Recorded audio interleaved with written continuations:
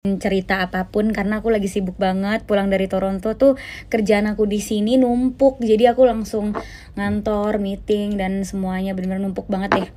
Jadinya aku tuh selalu buru-buru setiap harinya, makanya nggak sempet bikin video kayak gini. Ini aku skincarean seperti biasa ya, muka aku lagi kering banget.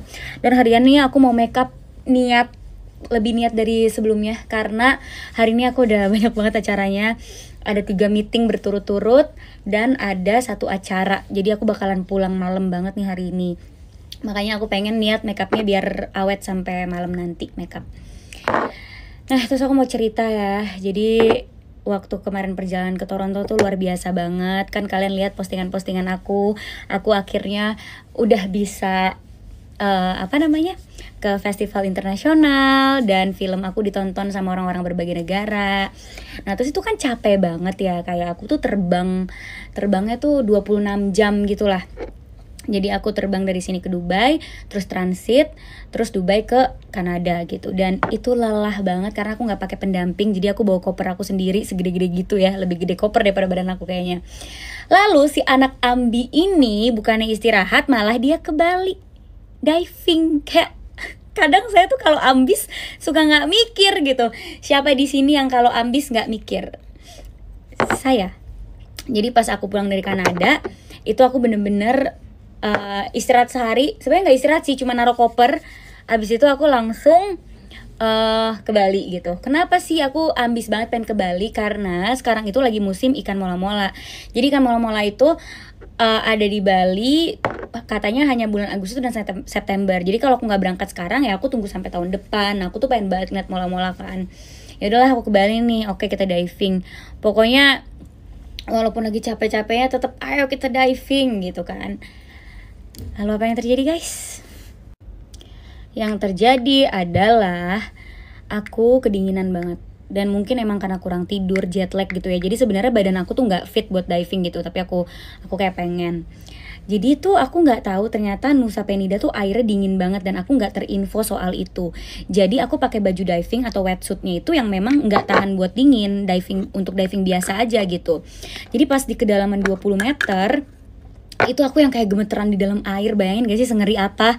Karena kalian yang udah nge-follow aku lama pasti tahu aku tuh gak bisa dingin. AC di kamar aku aja tuh paling 23, 24 gitu loh.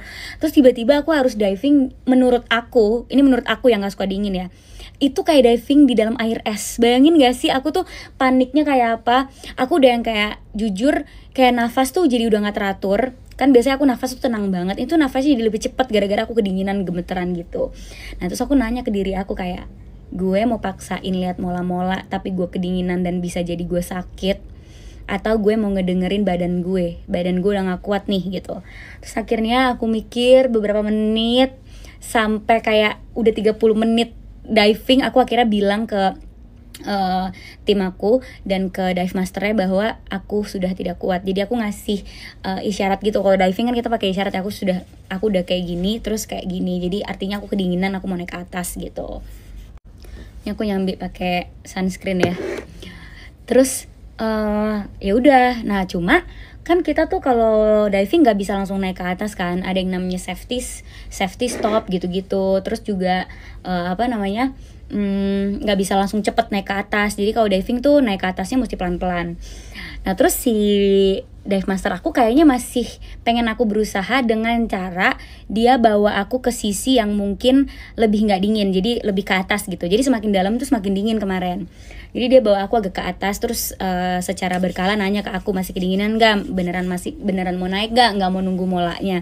Terus dalam pikiran aku kayak, aku ketemu mola bisa tahun depan, tapi keselamatan aku tuh nomor 1. Jadi yang paling penting di diving itu keselamatan nomor 1.